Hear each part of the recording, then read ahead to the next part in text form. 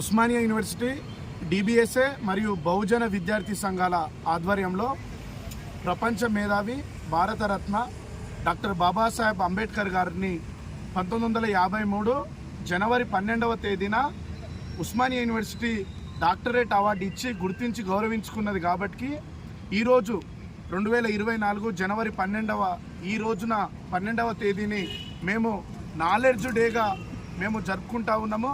ఈ సందర్భంగా ఉస్మానియా యూనివర్సిటీలో ఉండేటువంటి డిబిఎస్ఏ అదేవిధంగా బహుజన విద్యార్థి సంఘాల సమక్షంలో మేము ఈ ప్రభుత్వానికి గుర్తు చేస్తూ ఉన్నది ఏంటి అంటే, ఈ ఉస్మానియా యూనివర్సిటీ ఈ రోజును ఒక నాలెడ్జ్ డేగా ప్రభుత్వం అధికారికంగా చేయాలి. అదేవిధంగా ఈ యొక్క ఉస్మానియా యూనివర్సిటీ కూడా ఈ రోజును అధికారికంగా నిర్వహించాలి.